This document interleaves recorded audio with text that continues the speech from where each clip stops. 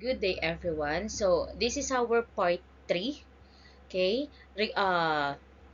regarding on the coverage of our midterm examination. So, let's start. So, as you can see, ba, nakikita nyo na kung ano yung pag-uusapan natin ngayong araw. So, it is all about signature. Okay? So, it is the investigation and detailed examination of signatures. So first, pag-usapan muna natin what is signature. So signature, it is the name of the person written by him on her in a document as a sign of acknowledgement. Ibig pong sabihin, yung signature po, yan po yung pangalan ng tao. Okay? Yan po yung nilalagay ng person doon sa document. Also, signature, it is a name or mark that the person puts at the end of a document to attest that he is its author or that he ratifies its contents. Many people who have done a lot of writing transform their name. So, alam nyo naman po na ang signature, pangalan nyo lang po yun. Minsan po, pangalan nyo po na pinaigsi or minsan, yung signature po ninyo, it is the abbreviation of your name. I repeat, signature, yan po yung nilalagay doon sa pinakadulo ng isang document. Why?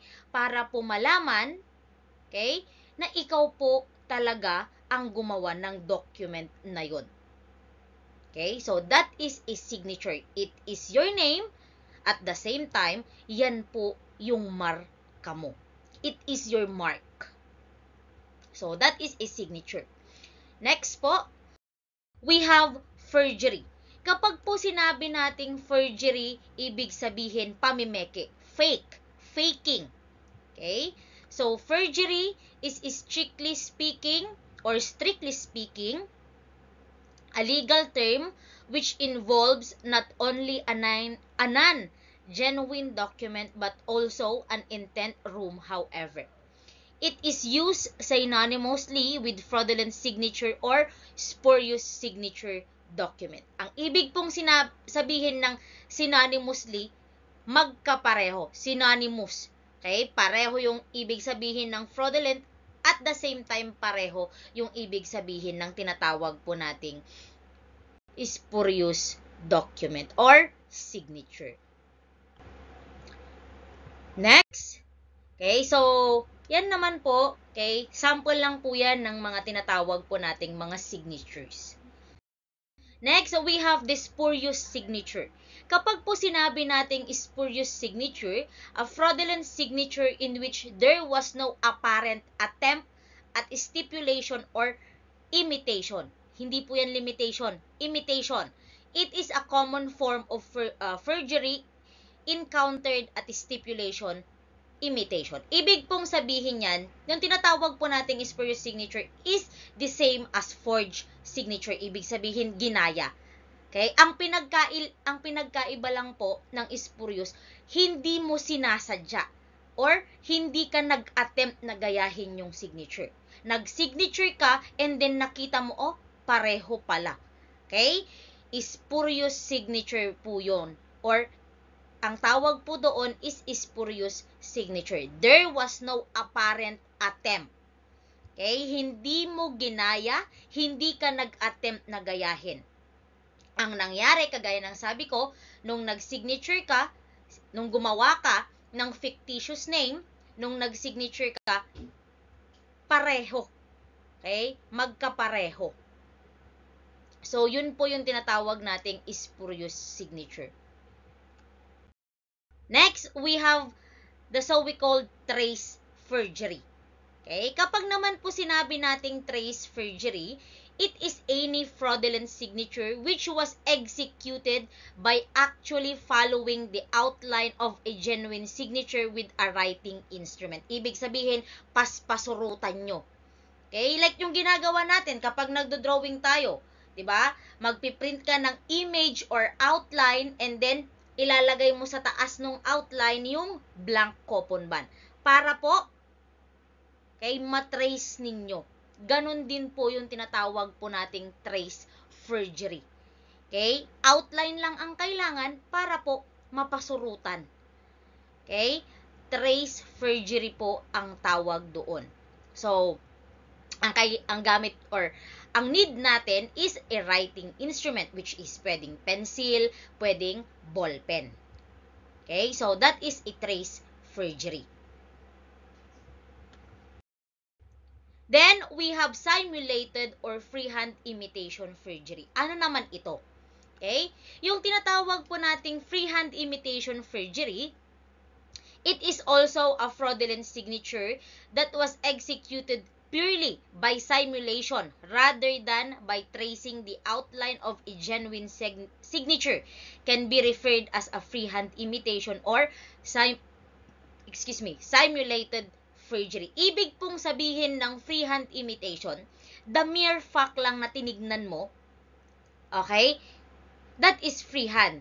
Nung tinignan mo, ginaya mo lang. Okay? Wala kang kinuha na outline or wala kang trinace na outline.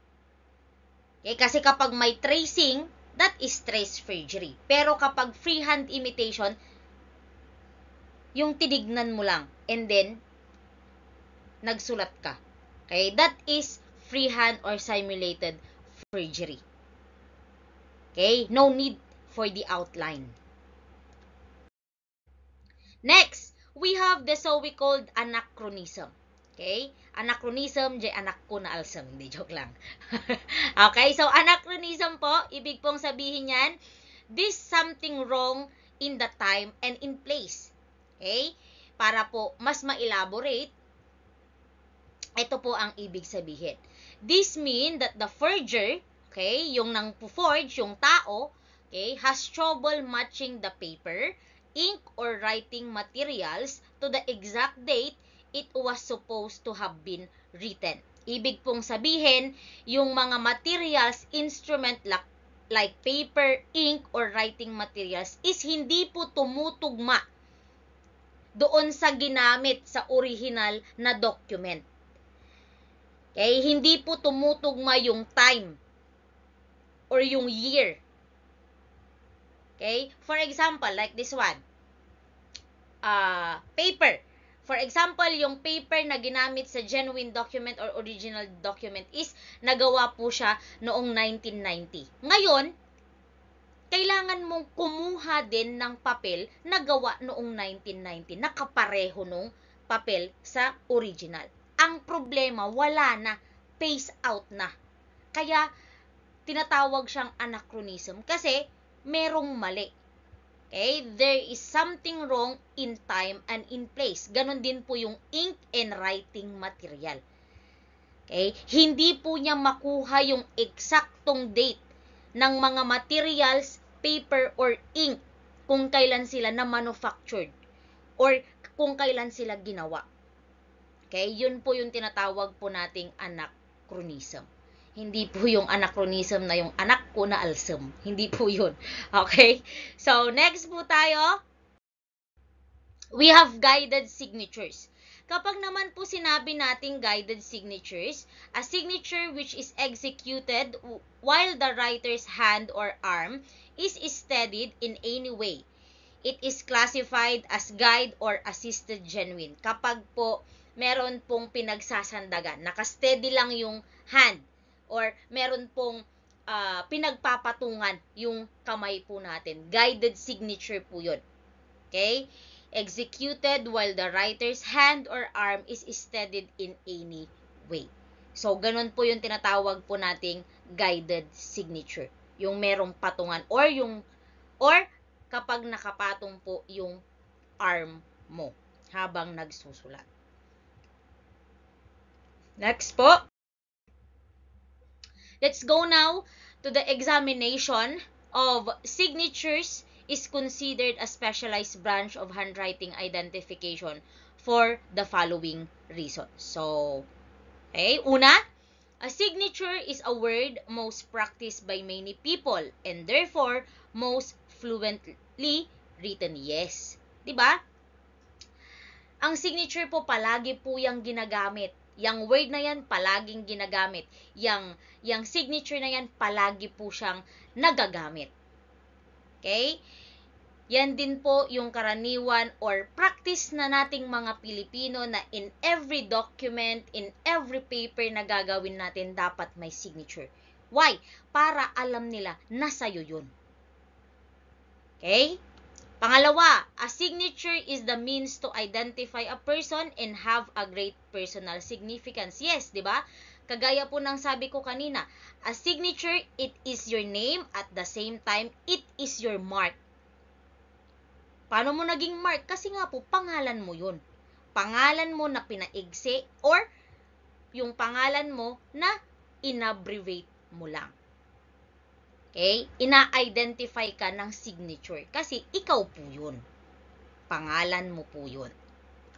3. A signature is written with little attention to spelling and some other detail. Yes, di ba? No need na, for example, yung pangalan ko, Arian Rose Villegas Bautista. That is my full name. Pero dahil yung kailangan kong mag-signature, mas pinaikli ko. Okay? Little detail, little attention, pati yung spelling, mas napaigsi. Ang signature ko na lang, A. Bautista. Diba? Ang igsi. Kaysa naman kapag ang signature ko, Arian Rose Villegas Bautista. Mahaba masyado. Okay? So, ang signature po, little attention to spelling and some other details. 4. A signature is the words written without conscious thought about the mechanics of its production. And it is written automatically. Yes, di ba ang signature kahit nakapikit ka, kahit may ginagawa ka, kaya mong isulat yan. No need na mag-isip ka pa. Di ba kapag sinabi, ma'am, sir, pa-signature po. Signature agad. Walang pagdadalawang isip. Without conscious thought. No need na mag-isip kasi alam mo pangalan mo yan. Gawa mo yan. Diba? Kaya, ganun po yung signature. Without conscious thought about the mechanics of its production. No need na mag-isip, paano ko ba gagawin yung signature ko? No need na yun. Alam mo na, dahil ikaw ang gumawa sa'yo yung signature na yun. Okay? Next, a signature is the only word that illiterate can write with confidence. Yes, diba?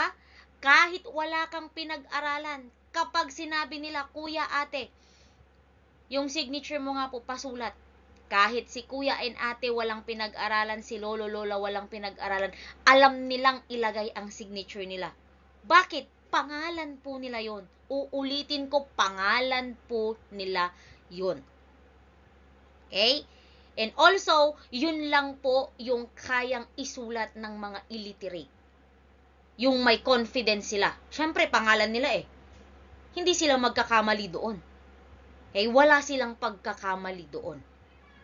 So, a signature is the only word that illiterate can write with confidence. Okay? So, yan po yung mga reasons sa handwriting identifications po natin regarding signature. Next, we have suggested step in the examination of signature. Okay? So, eto po yun. Yan. So, the difference between the layman's observation, ibig sabihin ng layman's, tayo po yun. Okay, layman's. And those with special training in question document examination lies on gross features in the signatures, while the letter makes an exhaustive study of the minute details. Step 1. Place the question and standard signature in a juxtaposition or side by side for simultaneous viewing of the various elements and characteristics. Kapag sinabi po natin kasing side by side, tinatawag po siyang juxtaposition. Okay? Para po, pareho mo po silang makita, parehas, sabay. Okay? Sabay mo silang makikita yung tinatawag po nating question and standard signature. Okay? Mas madali mo kasing makikita kung ano yung pagkakaiba nila. So, that is step 1. Step 2, the first element to be considered is the handwriting movement or the manner of execution. Kapag sinabi nating manner of execution, yung speed, okay? Kung mabagal, okay? Normal speed or rapid, mabilis. Yun po yung una mong titignan or yun yung considered, okay, na kailangan mong unang tignan. The fundamental difference existing between a genuine signature and an almost perfect forgery is in the manner of execution. Yes. Kasi makikita mo yung pagkakaiba kapag mabagal yung sulat, kapag normal lang yung speed ng sulat, or kapag mabilis yung sulat. Kapag mabagal, mabilog yan. Kasi nga mabagal eh. Okay, you have the time para pagandahin. Kapag normal naman, nandiyan yung paiba-iba. May payat, may bilog. Kapag rapid, okay, diyan po lumalabas yung tinatawag nating cacography. Okay? Dahil sa mabilis mong pagsulat, pumapangit yung sulat. Okay? So, that is the step 2. Okay? Doon mo makikita yung genuine and almost perfect forgery in the manner of execution. Pangatlo, second element is to examine the quality of the line. The presence of tremors, smooth, fluent, or merong hesitation. Defect in line quality is only appreciated when simultaneous viewing is made. Okay, pangalawa naman daw natitignan yung quality ng mga linya. Kung meron bang tremor, yung panginginig ng kamay, di ba? Kapag nanginginig yung kamay mo, yung sulat natin, nag-iiba din. Yung lines ng mga letters, nag-iiba din. Okay? Yung smoothness, yung fluentness, yung rhythm, naiiba. Okay?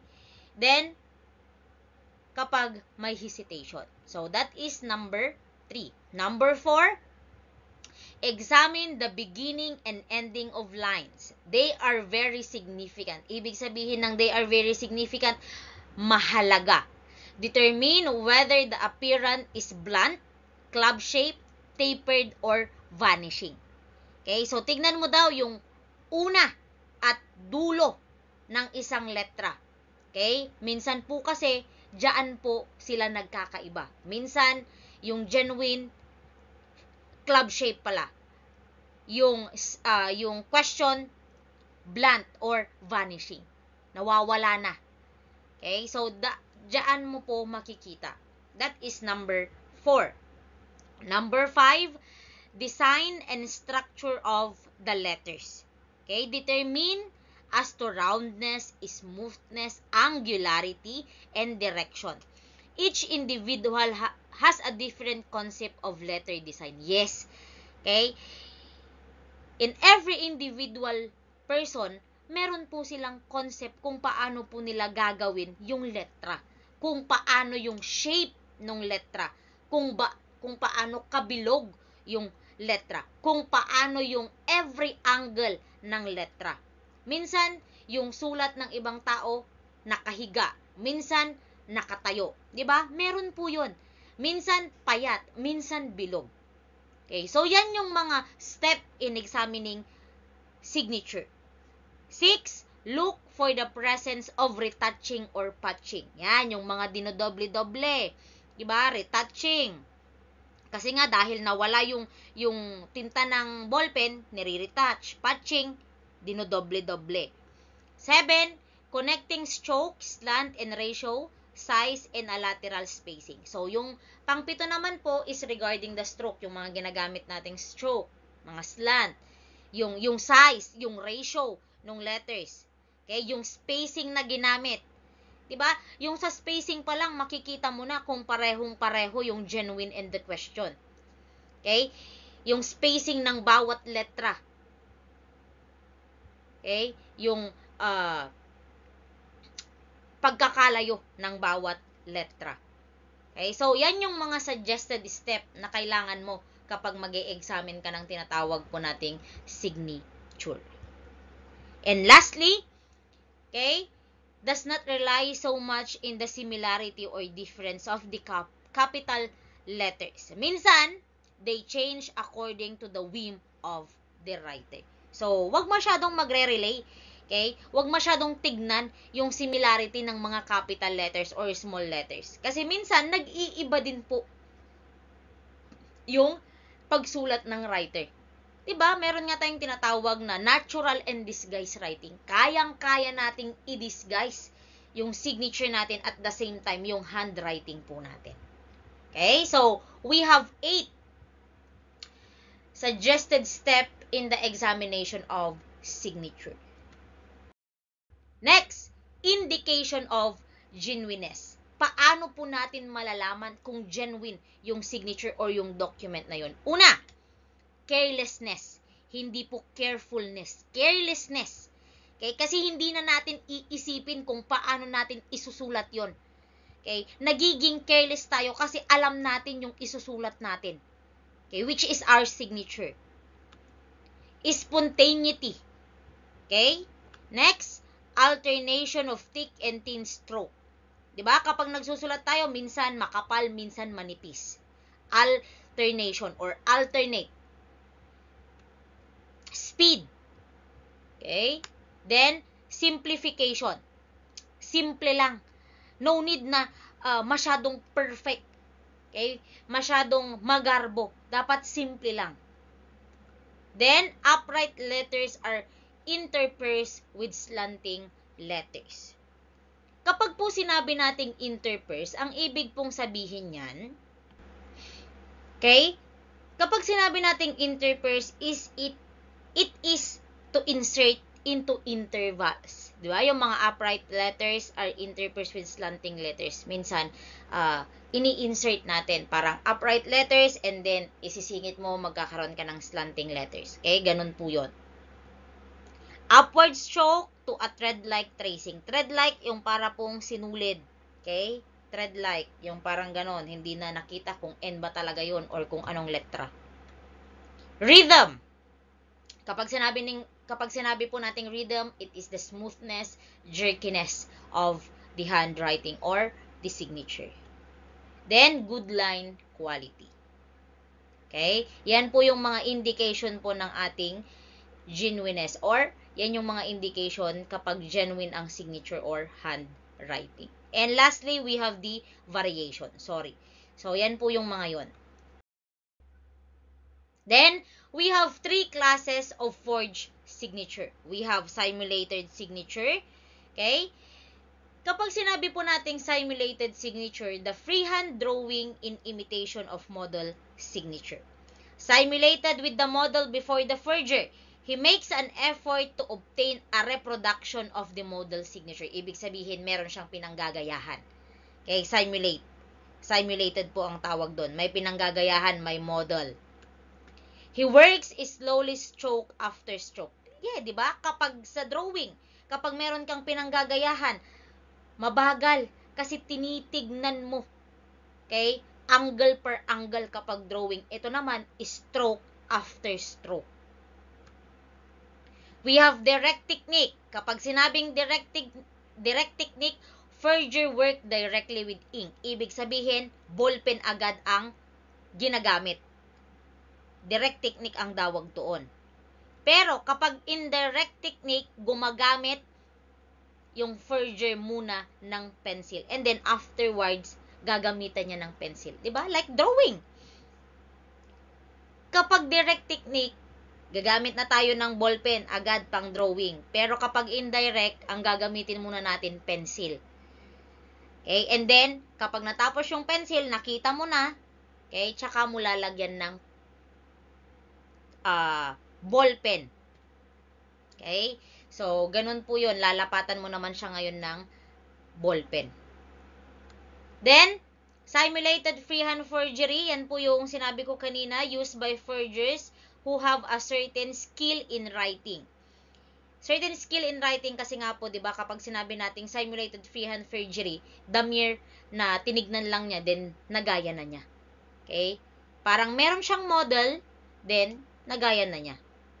Ganon po yung tinatawag po nating simulated freehand forgery. After some practice, the forger tries to write a copy of the document quickly or of the signature quickly.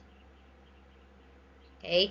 So, kapag tinignan niya, the mere fact, for example, tinignan niya, practice lang ng konti, then kapag natapos yung practice, gagawin na po niya agad yung document or yung signature.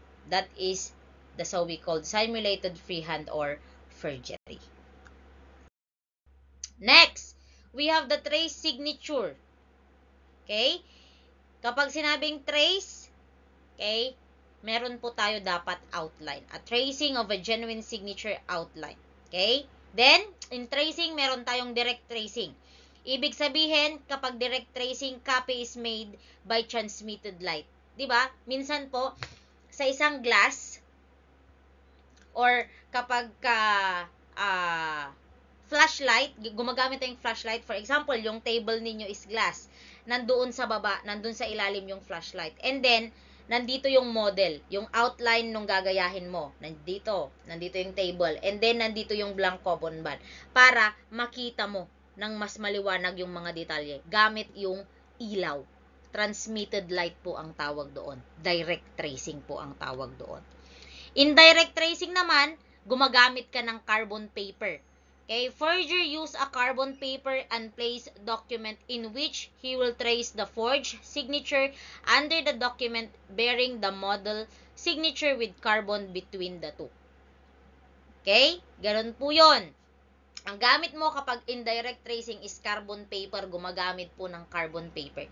Diba? For example, ito yung nandito sa ibabaw yung gagayahin. And then, nandito yung carbon paper sa gitna. Nandito naman sa ibaba yung blank coupon. Ngayon, ititrace mo yung outline or model na nasa itaas. Every time na tinitrace mo yun, dahil nga nandito sa gitna yung carbon paper, lumalapat na doon sa blank coupon.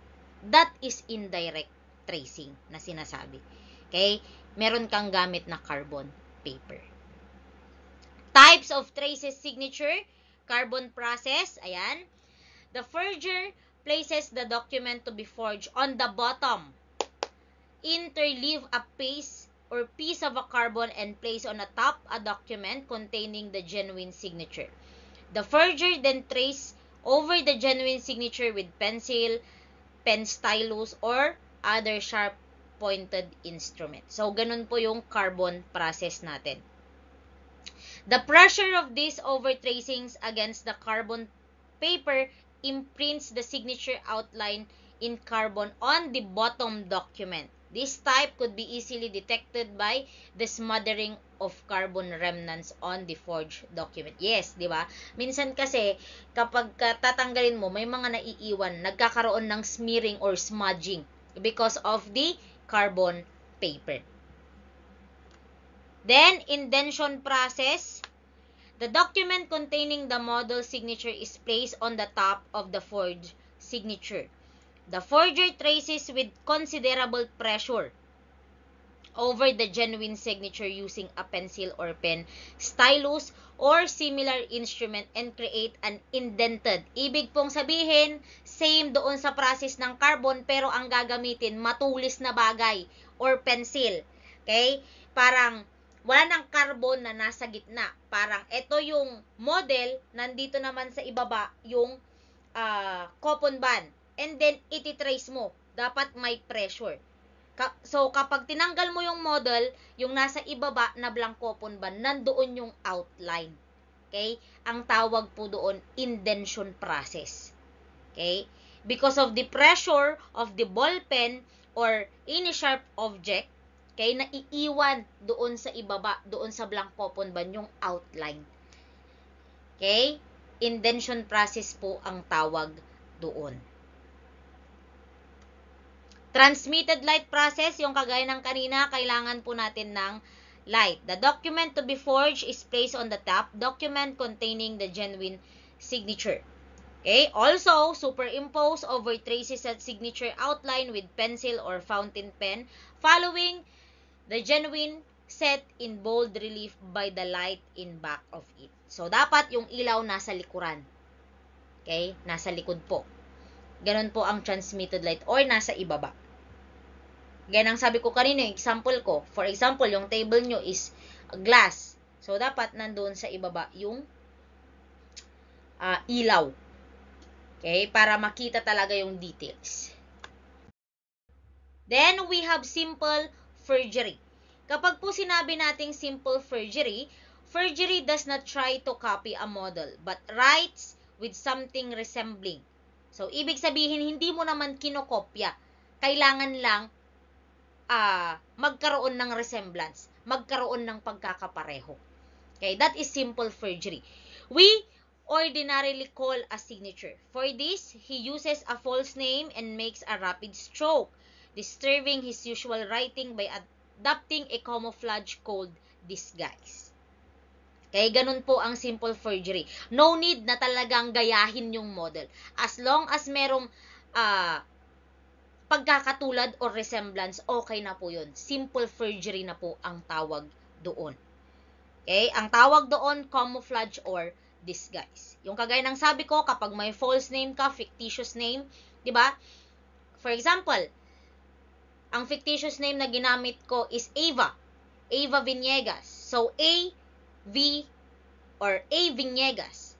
Di ba? So, ganun po, disguise. Simple forgery lang po yun as long as magkapareho. Then, indication of forgery or simulated entries. Okay?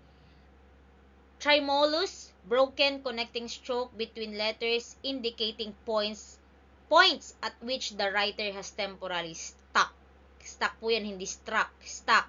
Okay? Nagkakaroon daw po ng mga broken stroke, broken lines between letters. Kasi nga po, diba, kapag nagfo-forge ka, minsan iniisip mo kung paano yung susunod na letra na gagawin mo.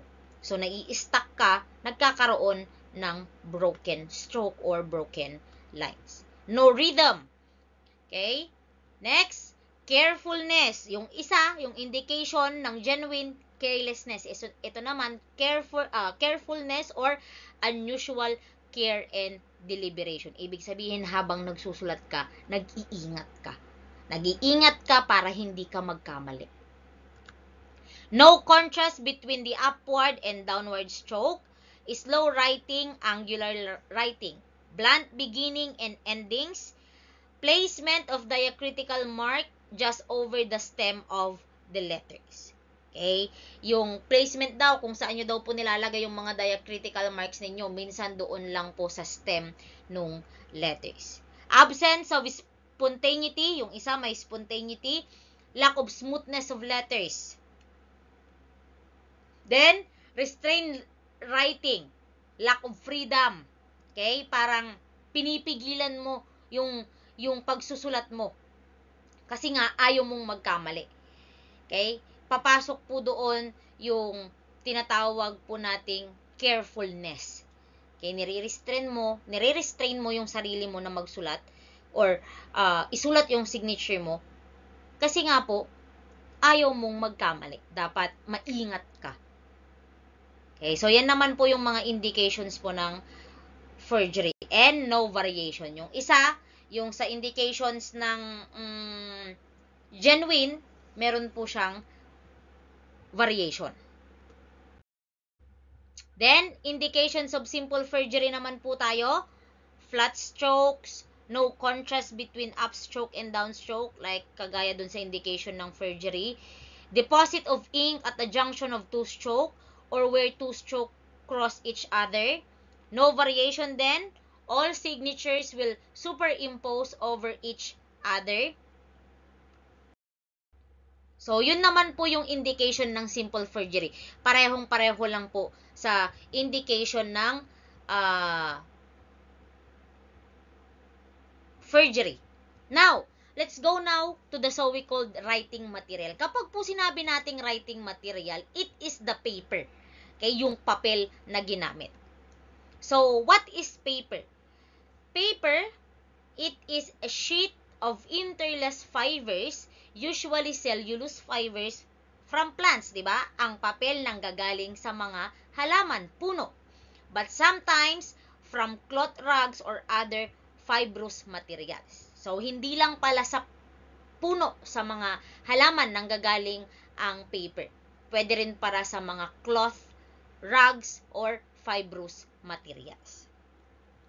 That is formed by pulping the fibers and causing to felt or matte to form a solid surface. So, ganun po siya ginagawa yung papel. So, we have writing materials. Kailan ba or kailan nag-evolve yung tinatawag po nating writing materials? So, the evolution of writing materials culminated in the development of paper. The oldest written records is still surviving until now, yes. Okay? And yun po yung tinatawag po nating Sumerian clay tablets dating back from the 4th millennium BC. BC before Christ. Okay? So, yung tinatawag po nating Sumerian clay tablets hanggang ngayon meron pa po. Okay? Writing materials, papel po ang pinag-uusapan natin.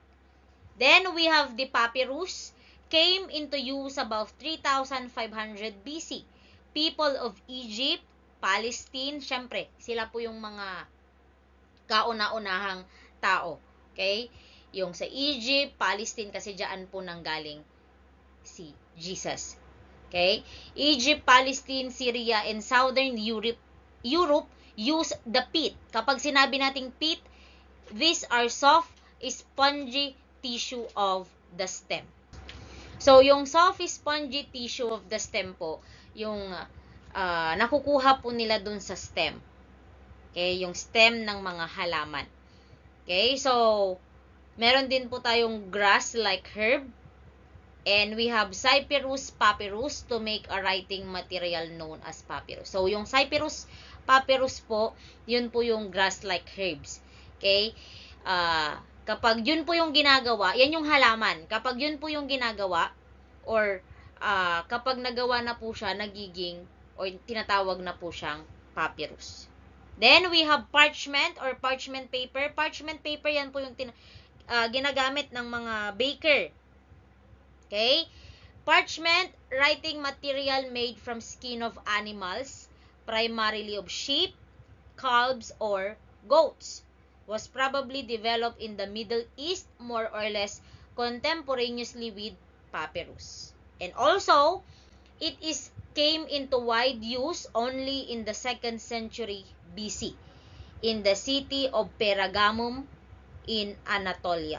So, ginamit lang po yan, okay, yung parchment, or unang ginamit yan doon sa Pergamum in Anatolia. So, yung mga parchment paper po, gawa yan sa mga balat or skin ng mga animals. Preferably, yung mga sheep, calves, or goats. Hanggang ngayon naman, even papers po. Okay?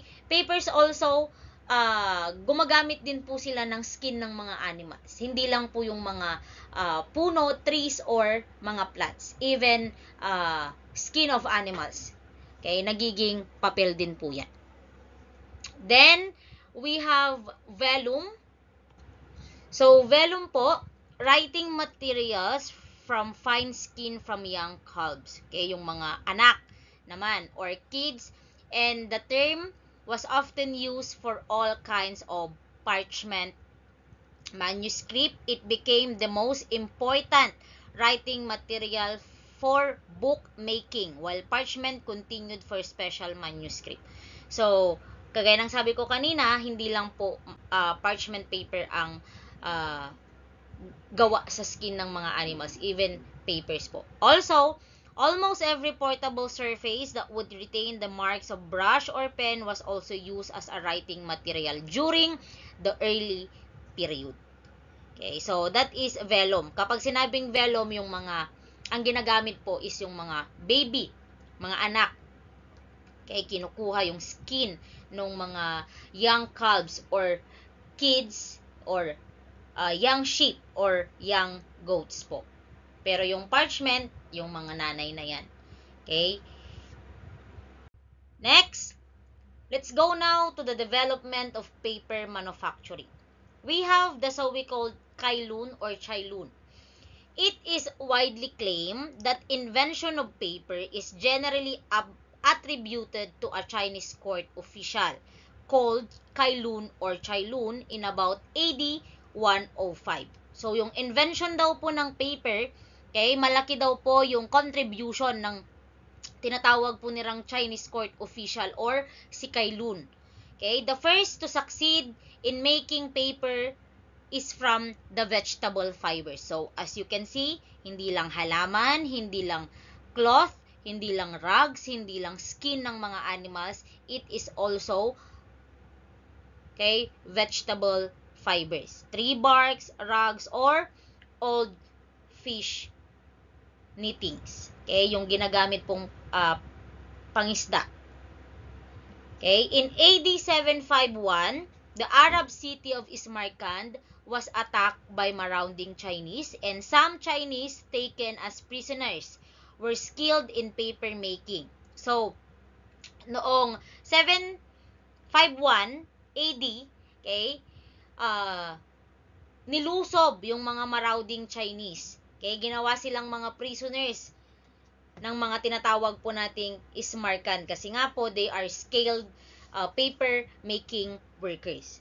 So, they were forced by the city governor to build and operate a paper mill, and Ismarkand soon became the paper making center of the Arab world. So, ang Ismarkand na po ang naging sentro ng pagawaan ng mga papel because of the marauding Chinese na ginawa po nilang prisoners. Then, knowledge of paper making traveled westward, spreading throughout the Middle East. The Moorish invasion of Spain led to the invasion noong 1150 AD or erection of the first European paper mill at Jativa province of Valencia. So, nung naging tawag na po dito, nung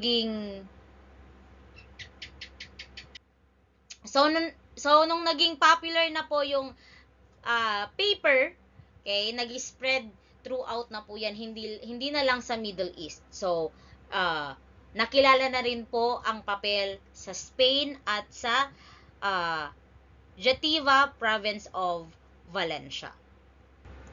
Knowledge of the technology spread quickly, and by 16th century, paper was manufactured throughout most of Europe. So, as you can see, hindi na lang po siya popular sa Arab, okay? Naging popular na siya sa Middle East countries, Spain, other countries, and also doon po sa most part ng Europe. Then, we have the so we called chlorine. Chlorine, yan po yung nilalagay sa swimming pool. Chlorine po was introduced in the 19th century for bleaching. Okay? And colored linen could already manufacture for paper. Bleaching. Binibleach po kasi nila yung mga vegetable fibers, yung mga skin. Kailangan po nila yon para matanggal po yung amoy, yung tawag dito, yung ibang kulay ng skin. So, kailangan po nilang i-bleach. Then, we have esparto. Okay, a grass grown in Libya, also in Spain and North Africa, was first introduced in England in 1861. So, ang esparto po, damo po yan, pero tumutubo lang po yan sa Libya, Spain, and North Africa. Then, we have a straw, was used to make paper in 18th century. Okay? Or 1800s. Straw po yung gamit. So, madami po palang or maraming materials na pwede po pala nating gawing paper. Okay? Then, we have sulfite. Okay? Paper from wood was not attempted until 1869, and paper called sulfite, modern type, was first used between 1880 to 1890. So, sulfite po, ginamit rin po yan sa paggawa ng papel. Then, we have the oldest manuscript. Kapag po sinabi nating oldest manuscript, letters dated 874 AD have been found in Egypt, okay, And the oldest manuscript in England on cotton paper dated AD 1890. So, meron pa rin po, surviving pa rin po yung mga oldest manuscript po natin na nagmula sa Egypt and sa England. Okay, gawa po sila sa bulak, cotton paper. Then, let's go now to the tracing the age of paper. Paano mo malalaman, paano mo matitrace yung taon nung papel or yung age nung papel or nung document. Okay? Malalaman mo yan or matitrace mo yan sa pamamagitan ng tinatawag po nating watermarks. Watermarks, sometimes a limit may be placed to the edge of the document by means of watermark. The earliest known dating from 1282. Unfortunately, however, not all papers contain watermarks. The earliest way of identifying the date of manufacture of the paper is by the watermark. Watermark po, it is a brand put on the paper by the manufacturers. Okay? Also, para po ma-impress yung watermark na yun doon sa papel, meron po silang ginagamit na ruler. Tinatawag po siyang Dundee rule. Okay? It is impressed into the paper by wires on the rulers called Dundee rule that make the paper and this design are changed from time to time. Also, usually watermarks are requested by their owners, manufacturers with the patent office. So, kagaya ng sabi ko, watermark po yan po yung brand nung papel. Nilalagay po yan doon sa every leaves nung papel. Minsan, okay, hindi po nakikita yung watermark. Or minsan naman po talagang kita po ng naked eye po natin. Bakit sila naglalagay ng watermark? Para po malaman po nila kung kailan po nagawa, okay, or na-manufactured yung papel na yon. For example, di ba?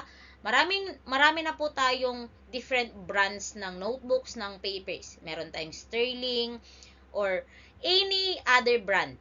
Okay? Yung Sterling po, kapag naitatak po doon sa papel, yung Sterling na yon, malalaman po nila kung kailan nagsimulang na manufacture yung Sterling na yon. Okay? Yes, malalaman po nila.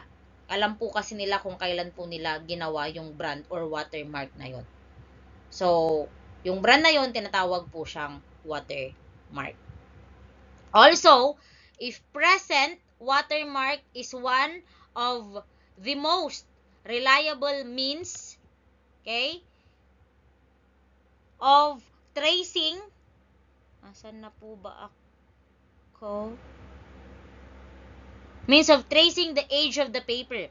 However, the question document examiner finding is limited only to the approximate date or year of the paper manufacture. Yes.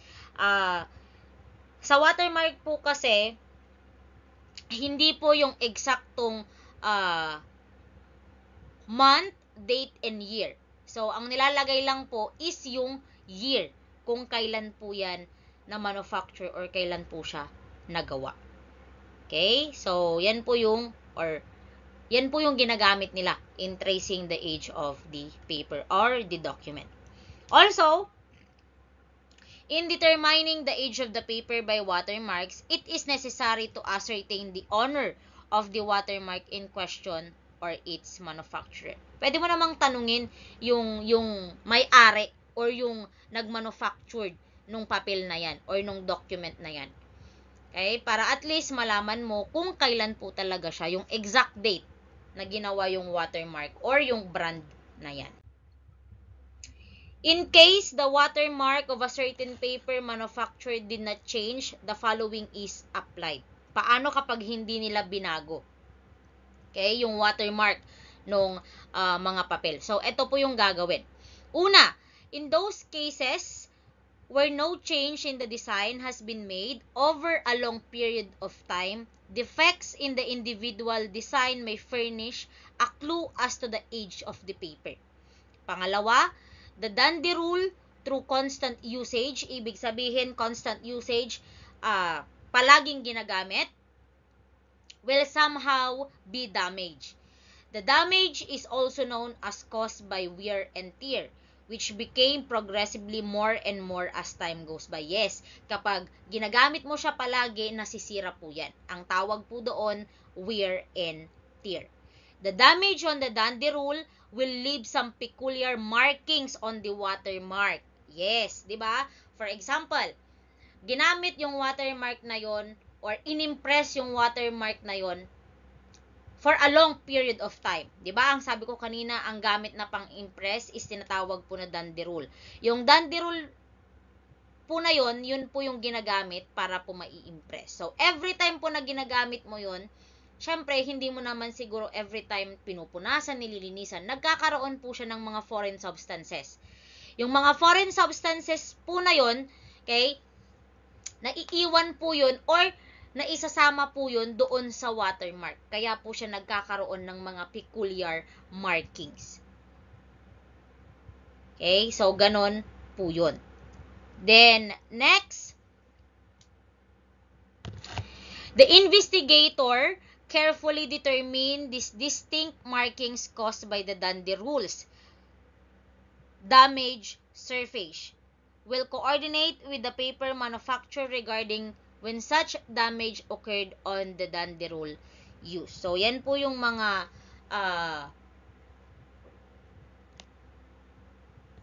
kailangang i-applied, okay, once po na matagal po nilang gamitin yung tinatawag po nating watermark. Then, we have the so-called discoloration.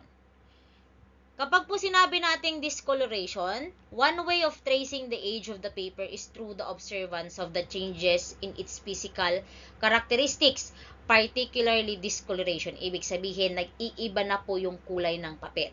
Nung una, dahil bagong bili, maputi pa. Pero kapag tumatagal po, okay, nag-iiba yung kulay.